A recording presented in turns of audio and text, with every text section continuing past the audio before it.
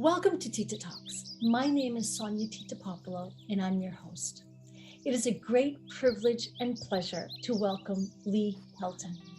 Lee is the CEO and president of the Boston Foundation, one of the nation's leading philanthropic organizations with $1.6 billion in assets. He joined the foundation in June 2021 after serving as president of Emerson College and Willamette University. In 2020, the Greater Boston Chamber of Commerce inducted Lee into its Academy of Distinguished Bostonians. He received the Governor's Award from Mass Humanities and was honored by the EOS Foundation. He has also been frequently included on lists of civic leaders in Boston, most recently ranking 11th on Boston Magazine's 2021 list of 100 most influential Bostonians. Today, we're talking about the healing power of civic leadership and community, a self-care tool for you. Welcome to Tita Talks, Lee. Well, thank you. It's good to be here. Thank you so much. It's good to see you. Wonderful to see you. Tell us, what is your number one goal at the Boston Foundation? Well, let me start by one of my favorite quotes from James Baldwin, who said that not everything that is faced can be changed, but nothing can be changed until it is faced. In other words, we have to do an honest appraisal of where we are in this nation, where we are in Boston, and in our communities. We often talk about this pandemic, but it's actually a triple pandemic. Not only COVID-19, but also economic devastation for many, and the very public exposure of systemic racial disparities that have long plagued our country. And all of that calls upon the Boston Foundation to once again seize the moment. And I say once again, because that's been part of our history, is seizing the moment like this, beginning in 1915.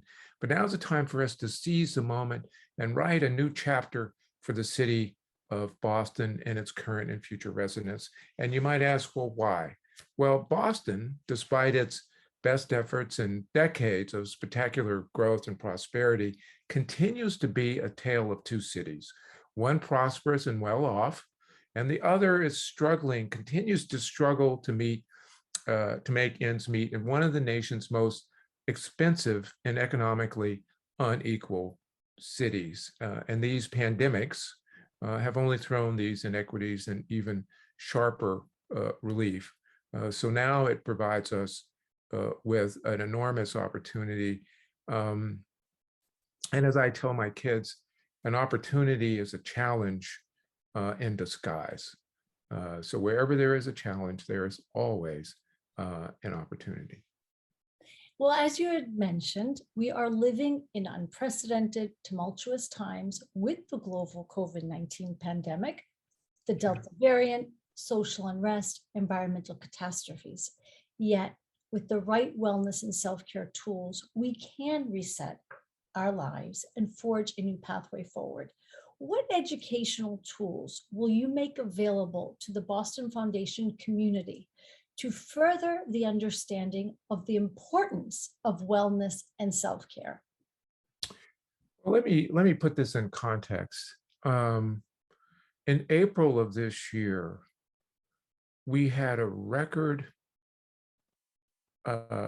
number of people leaving their jobs. In April, in a single month, almost 4.5 million Americans decided to leave their jobs.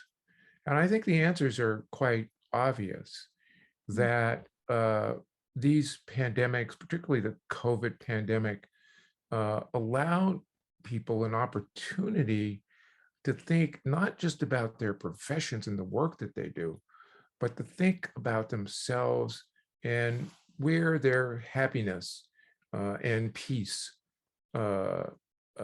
reside.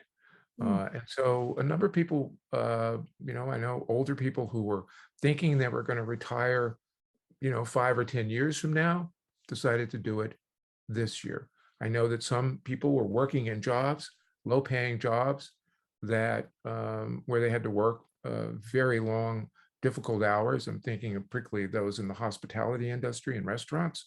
A number of those have left that profession and they've not come back. And so we've seen there's a great shortage of labor for restaurants. So I again, as I said, every challenge provides an opportunity, and the opportunity that COVID provided us is to a kind of reawakening and to understand the importance of what we would call self-care and wellness as a part of our life, and not something that's an adjunct to life, but is very central to life. And we know, and I think people have come to understand that excellence, personal excellence included, is not about being something. Excellence is about becoming something. And once you realize that, then you understand that excellence in terms of wellness and self-care, self-realization, and so on, it is about continuous improvement. And it really, in a sense, it has no beginning and it has no end. So I do think that one of the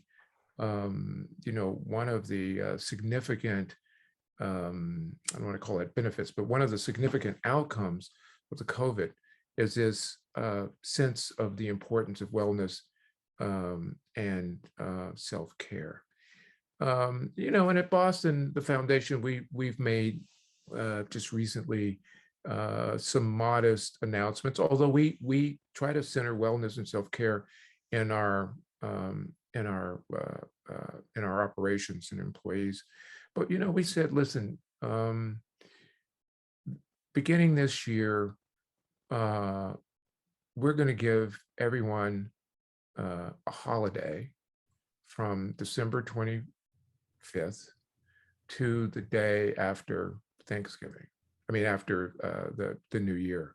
So this year, the holiday will begin on the 24th, half a day on the 24th, and we'll go through January 4th because of the way, the 25th and January 1st fall. We've never done that here, but want to give folks an opportunity to be with themselves, to be with their families, to remove themselves completely from the work world. We're going to essentially shut down, except for a few essential functions.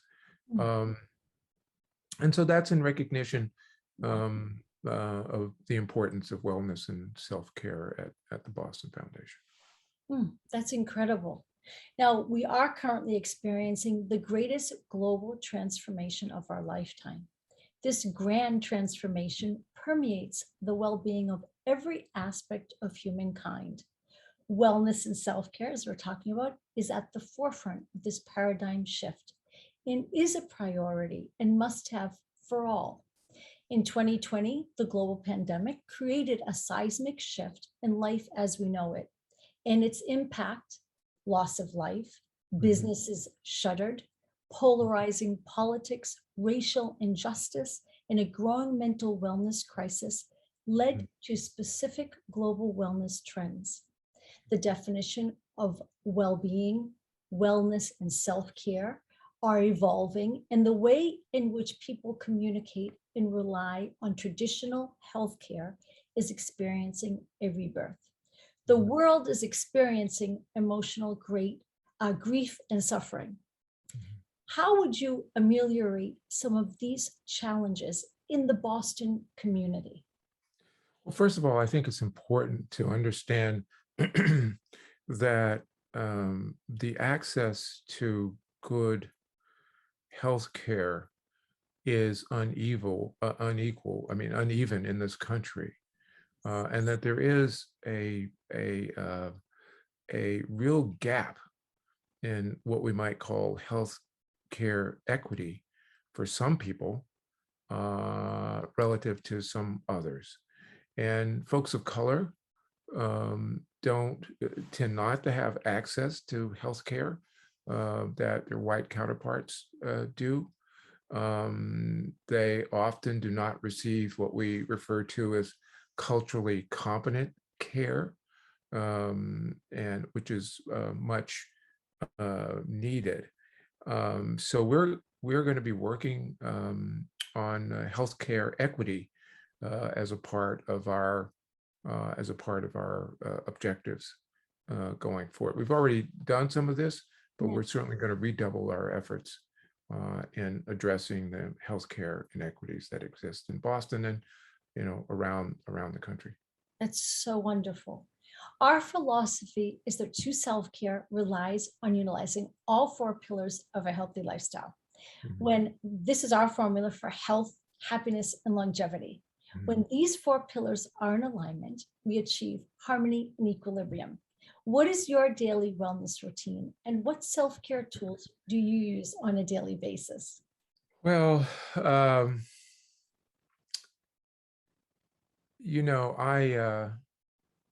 it's a work in progress for me.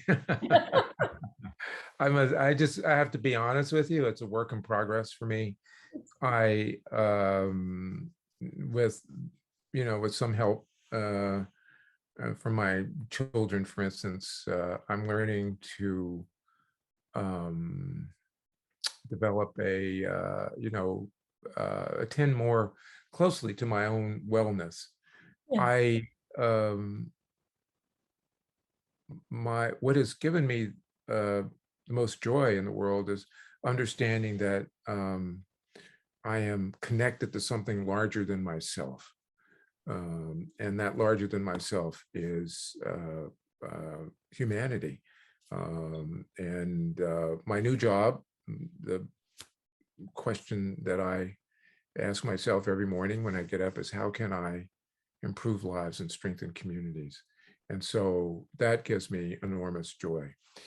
Um, I I have I'm I'm I'm a jock by temperament, and so I actually I find my wellness in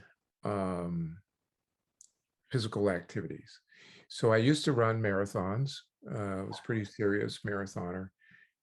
Tried to break 3 hours, never did. But was around 3:20 or something like that. So I ran a lot of marathons, and then I spent a lot of time in the gym still, and very fairly serious cyclist.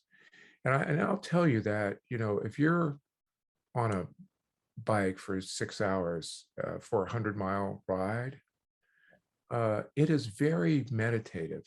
It is enormously meditative. Running was enormously meditative for me because the footfall, the rhythmic of the footfall, um, would take me out of myself and give me a kind of fresh and renewed view of who I am and the world around me. So I guess I would have to say, in honesty, it's a work in progress, but I'm coming to appreciate the need for my own wellness and self-care as I get older. The Boston Foundation's values statement is, in everything we do, we seek to broaden participation, Mhm. foster collaboration, and heal racial, ethnic, and community divisions. Mhm. What does the healing power of civic leadership and community, a self-care tool for you, mean to you? Yeah. Well, I think we have to acknowledge, as I said that at the beginning, that what Baldwin said, that not everything is faced can be changed, but nothing can be changed until it's faced. So we have to recognize and be honest with where we are. And I get asked this question: is this a moment or a movement?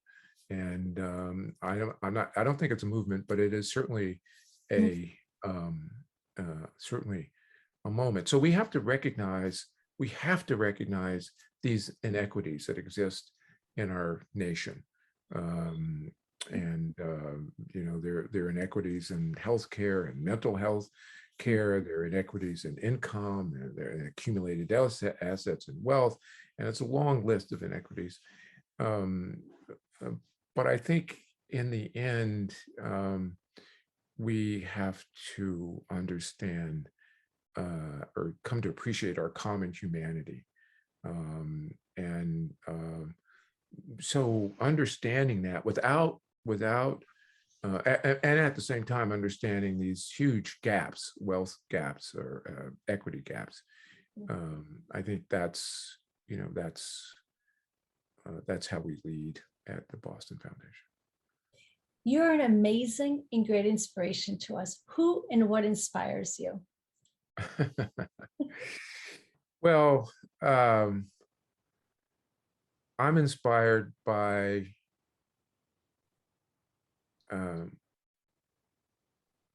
courageous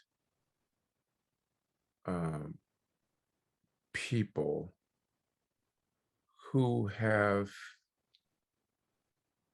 remained authentic, even in the face of opposition. So Nelson Mandela is a hero for me. And he was a man who spent almost 30 years in prison under a terribly racist regime, and who came out of prison with a kind of humility and generosity to this day I don't quite understand. And then he came, and then he led his country forward into a new age, and that country is still developing. Muhammad Ali is a hero for me because he remained authentic to his religion and to his faith, and said that he was ready to go to jail for it and would have. And he lost 2.5, 3 years of the best of his boxing career because he had been stripped of the title and was not allowed to practice his profession anywhere in this nation. And so those are the people, and I could be a long list. It would be not just men, but be women, of course, too. So those are the people who inspire me. And what inspires me is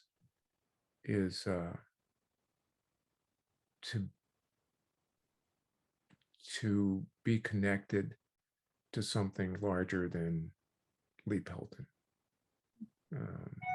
That's how I try to live my life. Science-based evidence shows that the more wellness and self-care tools and techniques you have, and the more positive daily habits you embrace, then the more you not only learn about yourself and what works best in your life, but the better life you will live. It is about empowering yourself with the skills to live a happier, healthier, and a more harmonious life. I want to share an excerpt from Sonia's ring, 11 Ways to Heal Your Heart. Physical and spiritual well-being is necessary for life and growth. It is what helps to keep us alive, maintains and nourishes love, faith, hope, and perseverance, compassion, and kindness. All of this is available for you. So reach out and grab what is yours. Lee, is there any particular message that you would like to make sure that we communicate with our global audience? Well, I would say this, that the opposite of love is not hate. The opposite of love is fear. And in human history, love and fear, especially when fear is coupled with ignorance, have been the two most powerful human forces in the world. They have created much, and fear has created and destroyed much. And so if I would say this, and I think this is what happens when people meditate is that they they are elevated to a state of fearlessness. And what do I mean by that? That is to say that there's a view that rather than being in opposition to your fears, to give in to them. Because when you're in opposition to the fears, that's when you struggle. But when you give yourself over to them and embrace them, there is great power in that. And so I don't meditate. I used to many years ago, but I certainly I would encourage people to get in the habit of meditating, and there are a variety of ways to meditate. But get in the habit of meditating and be in touch with who you are and what you hope to be, not just professionally, but spiritually and personally. Thank you for joining us on Tita Talks. Thank you for discussing the healing power of civic leadership and community, a self-care tool for you. Thank you so much, Lee. Thank you so much.